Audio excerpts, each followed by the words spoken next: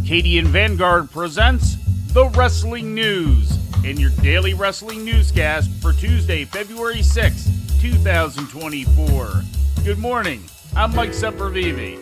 We begin today with last night's episode of Monday Night Raw, broadcast live on USA Network from the Enterprise Center in St. Louis. In the main event, Cody Rhodes defeated Shinsuke Nakamura in a Texas bull rope match. Rhodes was attacked after the match by Drew McIntyre to end the show. McIntyre had attacked world champion Seth Rollins in the opening segment of the show during an in-ring promo, with Rhodes fighting him off. Earlier in the segment, McIntyre had tried to convince Rhodes to go after Roman Reigns' Universal title at WrestleMania so that McIntyre could go after Rollins' world title. Don't let me down. Don't let your family down. Don't let all these people down and all the people across the world. I don't want to go here because everybody else does. And I was close with the man. I was his champion in Florida Championship Wrestling. But don't let your dad down. Gunther celebrated 600 days as Intercontinental Champion during an in-ring segment. During the segment, he was issued a challenge by Jey Uso. Imperium attempted to beat Uso down until the New Day made the save.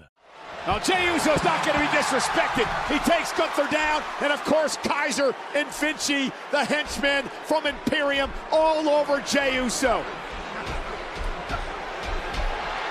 Outnumbered. And finally, the New Day, of course, who have their own issues with Imperium, coming to Jey Uso's aid. Gunther, Kaiser, and Vinci will retreat. What you want? Huh? In a fatal four-way tag team qualifier, DIY emerged victorious over Imperium, the New Day, and the Creed brothers when Tommaso Ciampa pinned Giovanni Vinci. The win qualified DIY to face Pete Dunne and Tyler Bate for a shot at the WWE Undisputed Tag Team title. The Kabuki Warriors successfully defended the WWE Women's Tag Team title against Katana Chance and Kaden Carter.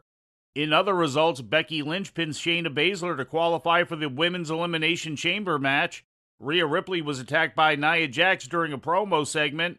The Miz pinned JD McDonough, and Ivar and Valhalla defeated Akira Tozawa and Maxine Dupree in a mixed tag team match.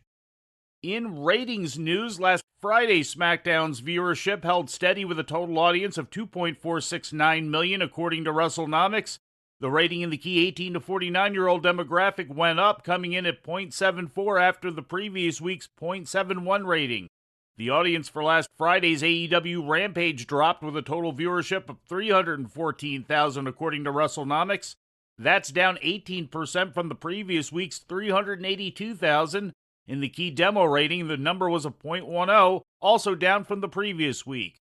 And before we leave you today, we'd like to remind you that however you consume your content, you can find the wrestling news 24 hours a day and 7 days a week across social media. On Twitter, follow us at Wrestling News AV. Our Facebook page is also Wrestling News AV. The Wrestling News can also be found on the Arcadian Vanguard YouTube page. And for those who utilize Amazon Echo devices, just tell Alexa to play the Wrestling News podcast. And remember to make sure you add podcast at the end. Once again, for daily updates, breaking news, and more, follow the Wrestling News across social media. And that's the news for today. If anything happens, we will be here to tell you about it. No clickbait, no paywall, just the Wrestling News.